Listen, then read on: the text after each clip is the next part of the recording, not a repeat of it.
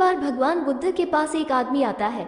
आदमी के चेहरे पर उदासी साफ साफ नजर आ रही थी। बुद्ध ने उसको देखते ही उससे पूछा, बताओ तुम्हारे दुख का कारण क्या है। आदमी बुद्ध के आगे हाथ जोड़ता है और कहता है, महात्मा जी, अपने जीवन से बिल्कुल निराश हो चुका हूँ। मेरे जीवन में कोई भी खुशी है ही नहीं। जो सोचता हूँ वो कभी होता ही नहीं। पढ़ाई कर रहा था तब सोचता था कि अच्छे से पढ़ाई करूंगा तो अच्छी नौकरी मिलेगी और ज्यादा पैसे कमाकर माँ बाप के लिए एक घोड़ा गाड़ी खरीद लूंगा, अपने पत्नी और बच्चों को प्रवास कराऊंगा। लेकिन अच्छे से पढ़ लिख कर भी नौकरी मिली तो सही, लेकिन इतने पैसे नहीं मिलते जिनसे ये सारी इच्छाएं पूरी कर सकूं। जैसे तैसे सिर्फ खाने पीने का इंतजाम हो पाता है, काम पर जाना और घर आना, बस यही मेरी जिंदगी बन चुकी है। आदमी की बातें सुनकर बुद्ध उसको पास के एक बगीचे के नजदीक लेकर गए। बुद्ध ने उस आदमी से कहा कि मैं तुम्हारी सारी समस्याओं का हल बता दूंगा, लेकिन उसके लिए तुम्हें मेरा एक कहा मानना होगा। आदमी ने कहा वो हर बात मानेगा। तथागत उसे एक पास के फूलों के बगीचे के पास लेकर गए। बुद्ध ने आदमी से कहा कि तुम इस बगीचे में जाओ और तुम्हें जो सबसे सुंदर फूल नजर आए उसे मेरे लिए तोड़ कर ले आओ। बस एक बात ध्यान में रखना कि तुमको बिल्कुल सीधे चलते हुए फूलों को देखना है और जो फूल सुंदर लगे उसे चुनकर लाना है। एक बार जिस फूल के आगे तुम निकल गए उसे तुम पीछे मुड़कर नहीं तोड़ सकते। आदमी बुद्ध की बात ध्यान से समझने के बाद बगीचे में गया। आदमी को बगीचे में प्रवेश करते ही कई सारे सुंदर फूल दिखाई दिए, लेकिन आदमी ने उनमें से एक भी फूल नहीं तोड़ा, क्योंकि उसे विचार आया कि हो सकता है आगे इनसे भी ज्यादा सुंदर फूल मिले। अधिक सुंदर फूल की आशा में आदमी बगीचे के अंतिम छोर तक पहुंच गया।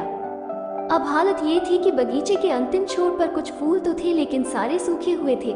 आदमी को काफी पछतावा हुआ कि उसने पहले ही कोई सुंदर फूल क्यों नहीं तोड़ लिया।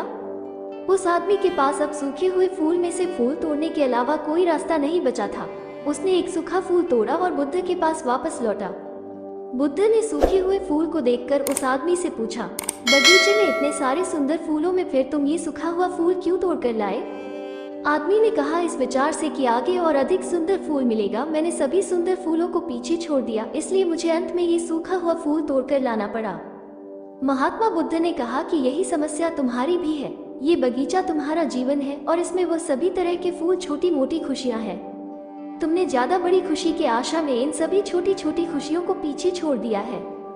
घोड़ा गाड़ी पाकर शायद तुम्हारे माता पिता इतने खुश ना हो जितना तुम उनके पास बैठकर उनसे बातें करोगे, उनकी सेवा करोगे तब होंगे। किसी बड़े पर्यटन स्थल पर जाकर तुम्हारे बीवी बच्चे खुश हो सकते हैं, लेकिन उससे भी ज्यादा खुश वो तब होंगे जब तुम उनके साथ समय बिताओगे, उनसे प्यारी बातें करोगे, उनके साथ खेलोगे, उनके साथ अपने मन की बातें साझा करोगे। महात्मा बुद्ध की बातें उस आदमी को समझ में आ गई और उसकी विचारधारा बदल गई। वो अपने उसी पुराने जीवन में खुश रहने लगा जिसमें वो पहले दुखी रहा करता था। दोस्तों, यही तो हम भी अपने जीवन में करते हैं। हमारे पास जो है उसका महत्व नहीं समझते और फिर कुछ और ज्यादा पाने की आस में जो है उसका भी आनंद या सुख लेना भूल जाते हैं। और जब समय बीत जाता है तो हमें लगता है कि हमारे जीवन में कभी सुख या खुशियाँ आई ही नहीं। आशा करती हूँ कहानी आपको पसंद आई होगी। चैनल पर नए हैं तो सब्सक्राइब करना ना भूले। धन्यवाद।